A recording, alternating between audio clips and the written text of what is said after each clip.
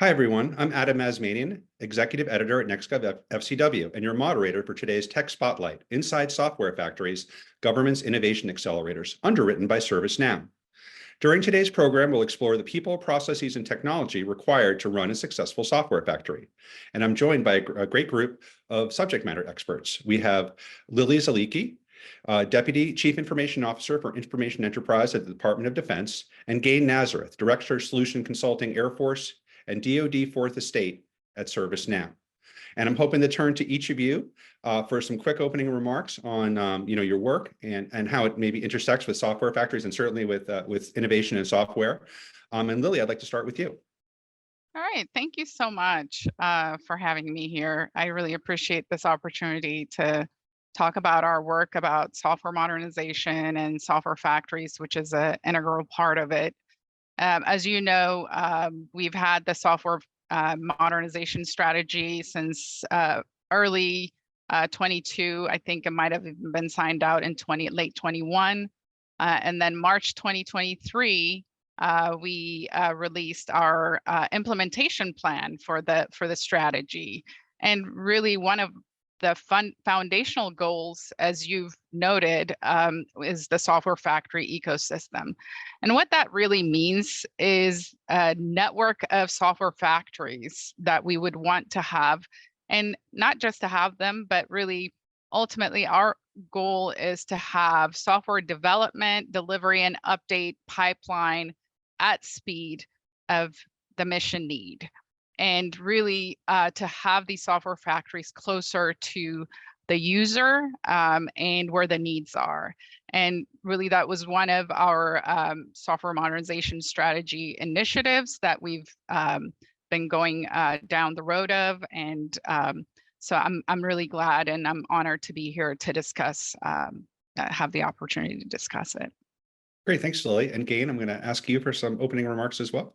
Yep, absolutely. And thanks for the intro, Adam, and thanks for having me. And super grateful to share the stage with Lily.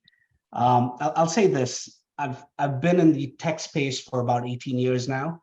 My first half, I supported a lot of commercial customers, some of the enterprise, large customers. I've obviously always been in industry, but over the last 8 years, I focused primarily on the DOD, right? Air Force and defense agencies, purple estate or fourth estate, right? So I think I've got unique perspectives on both ends, and I'm super excited to hear what Lily has to say on that as well. So well, great. Grateful. Yep. Let's dive in.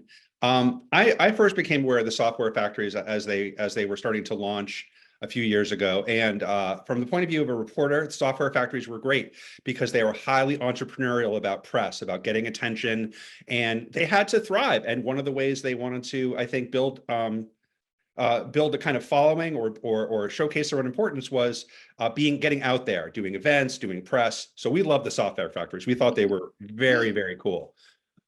But they're also, part of the Department of Defense, and they have to execute on the larger goals of the Department of Defense. And so as the software strategy evolved, these factories are becoming a big part of it. So I guess my first big question, Lily, is how do you get these sort of like some quasi-independent, freewheeling, but mostly entrepreneurial, shops to kind of work hand in glove with sort of command and control that you expect from the Department of Defense? I absolutely love how you couched it. I think you sort of have alluded to some of the answers, because one of the beauties of the software factories is that they are leaning forward. They're innovative. This is a new way of doing software and new way of, innovating and bringing software at speed on a continuous basis. Continuous delivery is what we call it, a pipeline. So we don't want that to stop.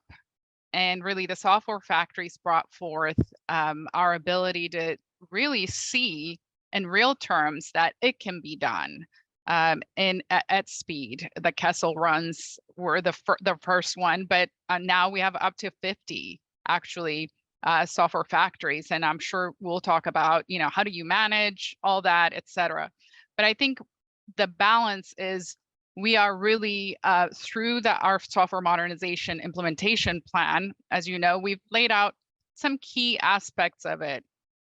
One is really laying out guidance and standards, which we're working towards right now. In some cases, we've already brought forth the DevSecOps, or the development security operation. Really what these software factories do is bring these aspects together with the user input. So we are already working, we've done reference designs, DevSecOps reference designs, activities, tools, everything that supports our ability to have sort of a consistent software factory, foundational software factory implementation and adoption across the board. They're all not going to be cookie cutters, but at a minimum, we're laying out these foundational guidance for the software factories. In addition, we are also really focused on doing software factory inventory, because to your point, we don't want a proliferation of software factories where 10 of software factories are doing the same exact thing. I think you all hear us use the word rationalization a lot with cloud, with systems, networks, everything. Just like anything, if not managed, if not metrics appropriately, if not tracked, and if not really looked after in a real way, this has an opportunity to sort of get out of hand. But I think everybody recognizes that. So we're conducting a good software inventory across the department to sort of establish what is the enterprise criteria. So we are not there yet, but that's one of the things that the strategy sets out and that we're going to do, which will help us. And appropriate metrics, of course. Accountability is always imperative in this case. And then the other piece is really establishing sort of the right work roles for software, because that's one of our biggest challenges is, you can expand as much as you want the software factories, but if we don't have the right skill sets and the right people deployed across, that's going to be a challenge. So that, our ability to have the right work roles, the right designation, and this is working across the department with the, our DOD CIO workforce team, but as well as other organizations to make sure that we can, hire, train, retain our, the right work skill for this aspect. So I think this is really the formal way that we're going about it through the strategy and through the software modernization SSG.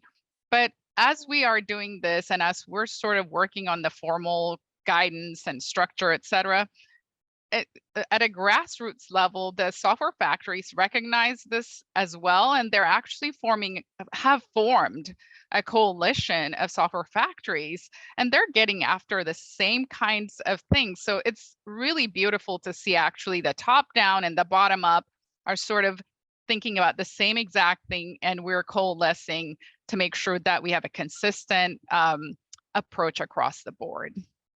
And one of the things that the movement to the software strategy kind of represents, and it's like it's a defense metaphor. Doing something complicated, they say it's like turning an aircraft carrier around. Exactly. And one of the aircraft carriers you're turning around is going from a kind of like waterfall-based delivery system to a more agile, continuous delivery. Right. And so, Gain, I wanted to ask you, what is that a great signal to get on the industry side that this is really?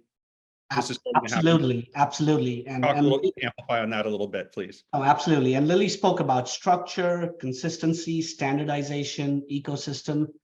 That's going to be extremely beneficial both to the DoD as well as industry, right? So obviously DoD, it's pretty obvious, right? If the software factories can share code, artifacts, processes, guidelines, it will bring about a lot of efficiencies in cost savings and process savings and in levels of effort and all of that good stuff, right?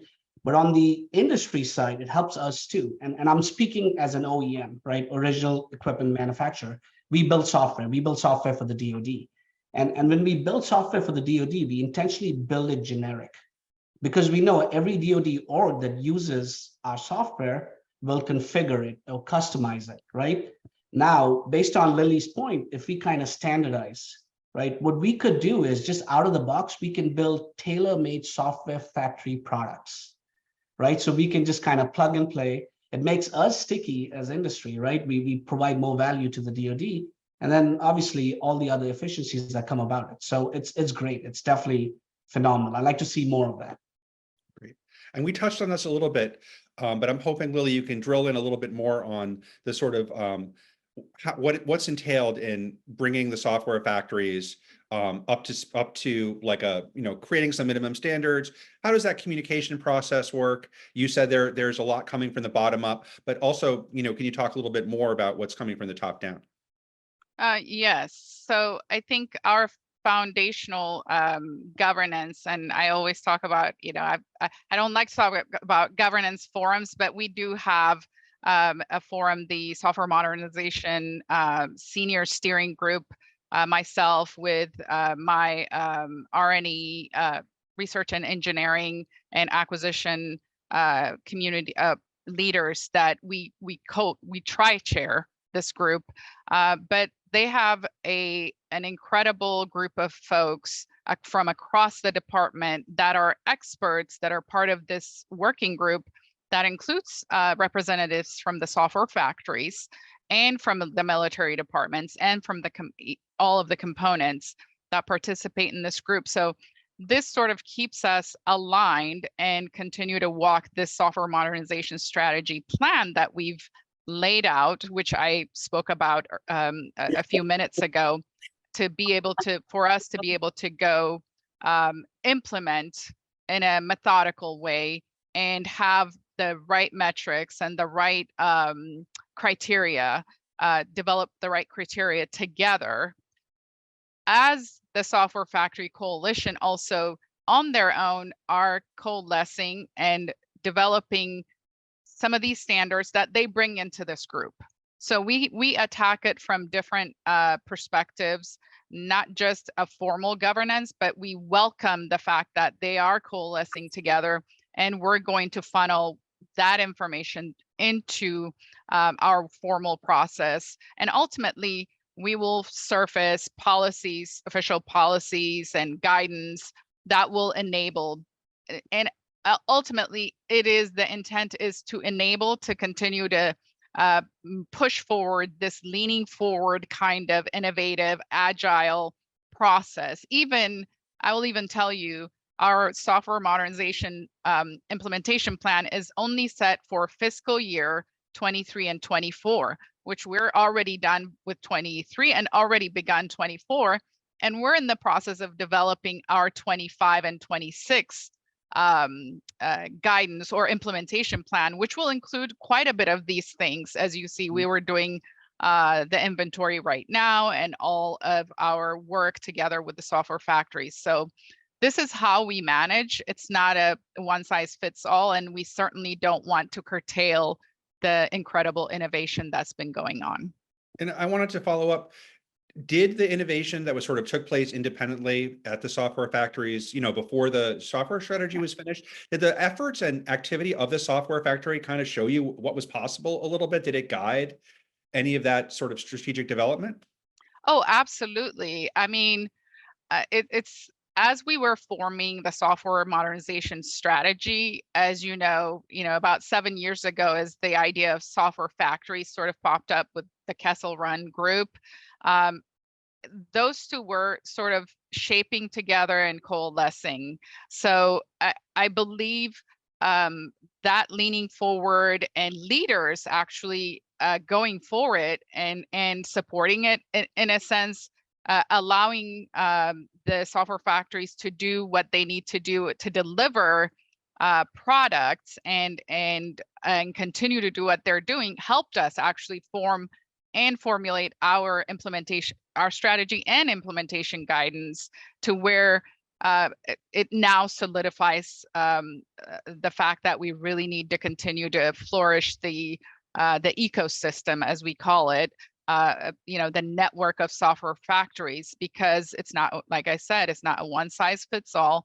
But again, I think as we continue to grow the software factories, we're learning and we're modifying, right? We're taking into account lessons learned. And I really believe this is going to show up in some of the policies or guidance, whatever form it's going to be ultimately, it's going to translate into that. But ultimately, those folks that started, the leaders that supported that, helped us, start this engine going, and we haven't stopped ever since then.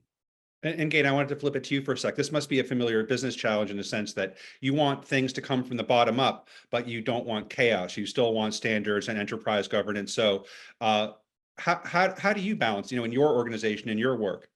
Absolutely. And I'll say this, right? Like we always talk about standardization in industry, we talk about it in government, but to your point, unless we have that strategy, unless we have policy, guidelines, communication, training, and that comes from top, that's not going to happen, right? So I love the approach, Lily. You're saying amazing things. This is really, really exciting. I feel like we're on the right track to kind of standardizing.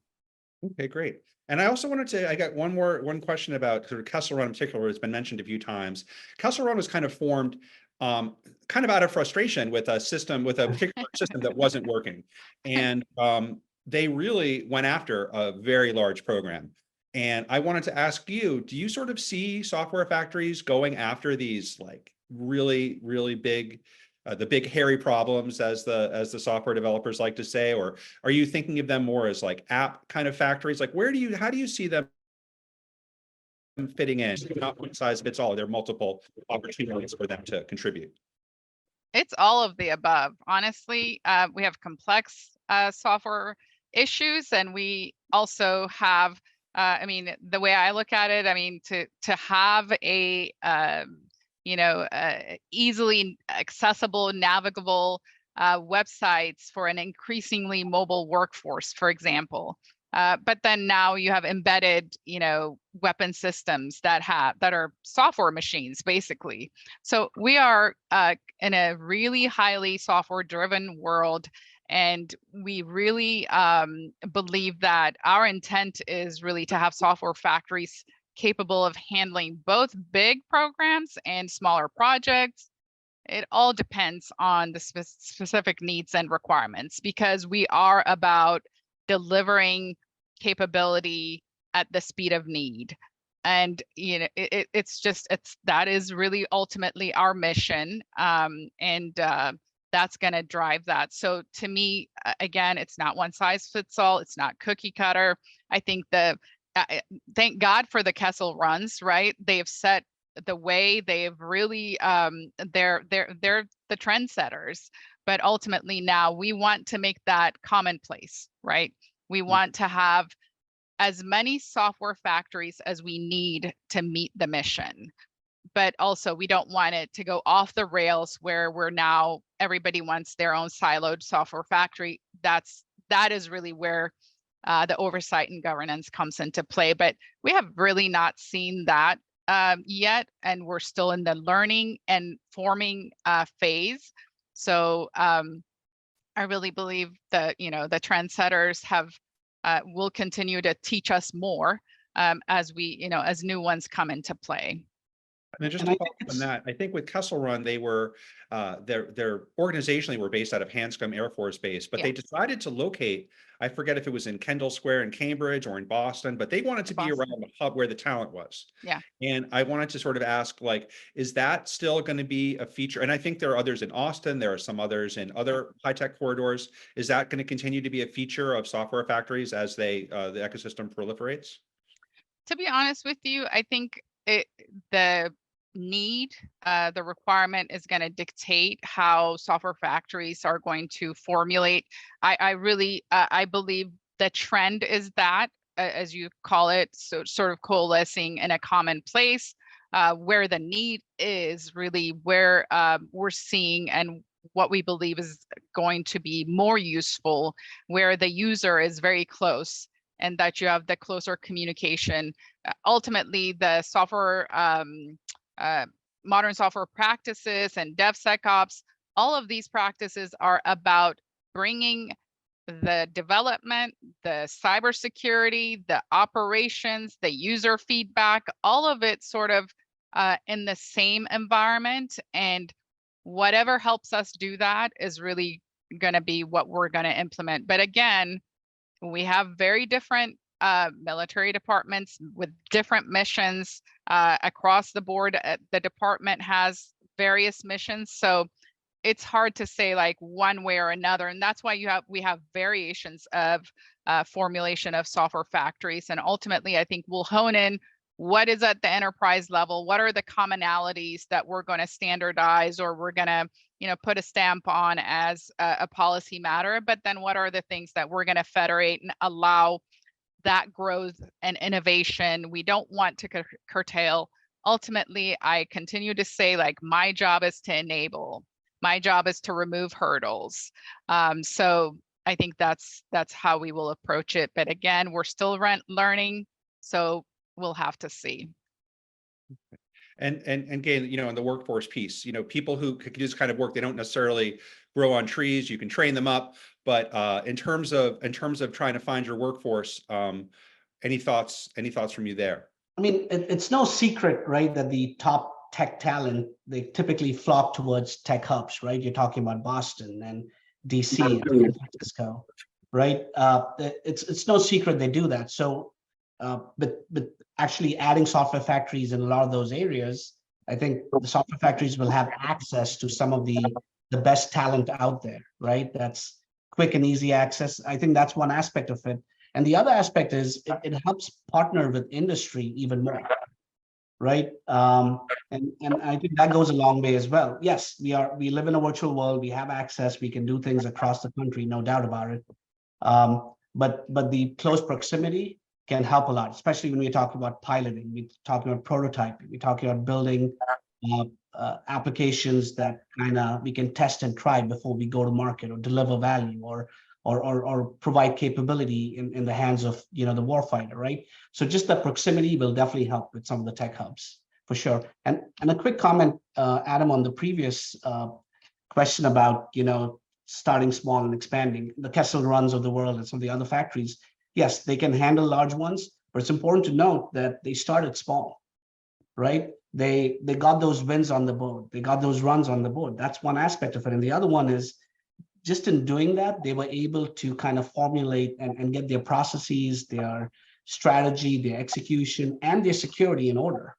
Right now, you have that foundation, so now they're able to take on some of the larger projects. So I think that's an important piece to kind of acknowledge as well. And that's a big challenge, right? Where maturing an innovation-driven organization. And I'm wondering if that's something you can speak to a little bit. Just how do you, people say capturing lightning in a bottle. I mean, it's got to be hard to do, and sustain those wins over time.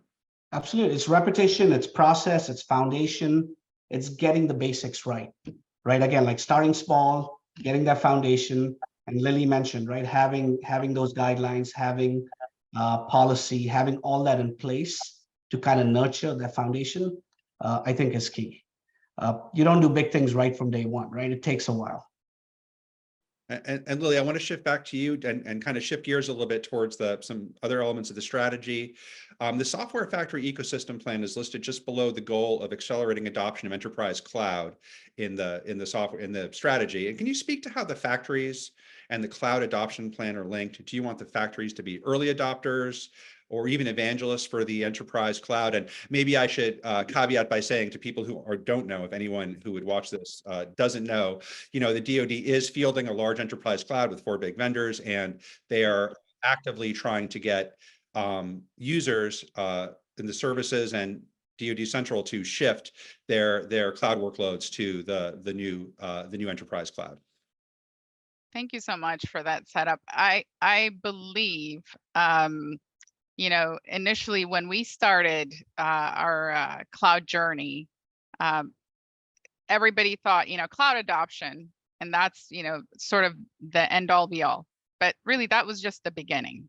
Cloud is an enabler that is going to fuel these modern software practices, and as well as the software factories. Ultimately, it's going to provide the global access, the scalability, the compute fabric that we need. So that's really what connects these two in a big way, right? Without the cloud foundation or backbone, our ability to do the software modernization and the, all the great things that we would want the software factories to do in a scalable and a very basically continuous basis is not going to happen. So that's really the connection. And obviously with the JWCC, the Joint Warfighting Cloud capability, which is the cloud capability that you mentioned, JWCC, absolutely we would want the software factories to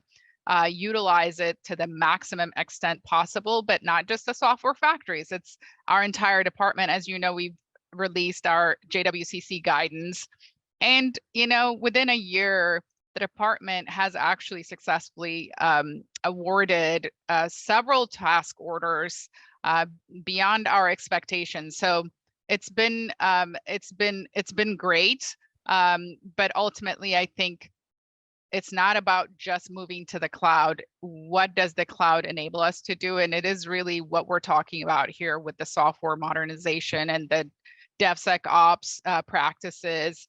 And the software factories being able to scale and automate and do the sort of the analysis and AI ML capabilities that they would need, automation that they would need to continue to be doing and delivering in a continuous way. And Gain, want to chime in on the cloud piece? Yeah, I think the whole purpose of software factories is to deliver at the speed of relevance, right? And in today's world, there's no way we can do it without cloud, right? Think about, the benefits of just having the cloud out there, right? You don't have to worry, or software factories don't have to worry about hardware, installation, operation maintenance, patching, staging, disaster recovery, data backups. Let the cloud vendors do that, right? That way the software factories can focus on delivering mission applications. So I think that's a big thing. And I think everybody's in agreement, cloud's the way to go, right? And I get their different classification levels, and I know we can build for that. That's something that's coming. I mean, you see all the major cloud vendors, they are looking at impact level 4, impact level 5, impact level 6 and beyond. So I think we're headed in the right direction with that. And I guess, maybe jump ball here, but it seems to me that once you have the software factories embracing the JWCC with it's only 4 vendors, 4 cloud ecosystems, the work that they actually do will just be that much more shareable across the defense enterprise. Is that correct? And seems like it would be like a big goal to have things that you can just kind of lift and shift to other environments without too much customization. That's absolutely, one of the goals is to have the diversity, but also the ability to have optionality, right? And enable the software factories to have various options to, depending on the capability they're trying to field. So I really believe that one, the interoperability piece you talked about, or shareability, but also it provides optionality for us just because of the vastness of the mission of the department. Okay, well, we're closing in on the end, but I got one more question that I'm hoping to get some discussion on. One of the key security goals of the plan is validating the cybersecurity of DoD systems on a continuous basis, the continuous authority to operate. And is this an area where you'd like to see the factories lead, Lily? Oh, absolutely. They already are, to be honest, because they're sort of have to implement that, right? In order to deliver approved products that are authorized to operate at the speed that they're moving. They're working hard, but the process right now is not as fast as we would like it to be. That's really why the continuous authorization to operate issue is one that is really near and dear to our hearts, and our cybersecurity deputy CIO, the CISO, is working with us, as also the software team from my team and the department, because DevSecOps software development processes are part of enabling this. So the integration of the development, the security, the operation. So that's sec piece, the security piece is really what we're talking about. You know, while making sure that we maintain the cyber risk management framework controls, et cetera, we need to speed up our ability to get the approvals. What are we doing towards that? And we're still continuing to work it. You know, we're developing through our software initiatives, the DevSecOps criteria to make sure that we don't deviate from the risk management framework requirements. But also, how do we speed it up? Monitoring is part of it, and then also reciprocity. So if we've done a certain kind of approval once, let's not do it 100 times. So we're really working in different ways to make sure that we speed up this authorization process, because ultimately, to have a continuous pipeline of delivery, you have to have a continuous approval environment, cybersecurity environment, but making sure the cyber posture is maintained or improved every time. But it's our perspective, you know, as the advocates of DevSecOps and CATO, really that actually doing it this way and integrating the development, the security, the ops, and, you know, having a continuous monitoring approach is actually going to make us even more resilient and more cyber secure.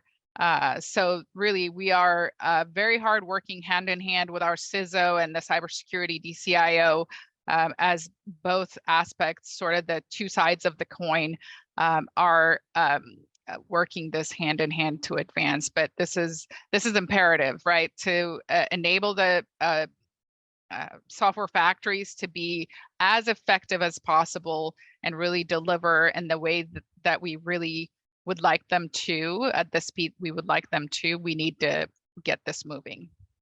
And there's a reason we call it DevSecOps as opposed to DevOps, right? I mean, security needs to be ingrained, to your point, Lily, needs to be ingrained in that. And I'll offer some of my experience, both working with, you know, commercial customers as well as DOD. Obviously, security is important on both sides, but where the DOD has gotten it right and they've done a better job is they've actually have security teams as a part of the process, right? So when you're doing requirements, security requirements need to be a part of it. When you're doing design of the system, security needs to be taken into consideration.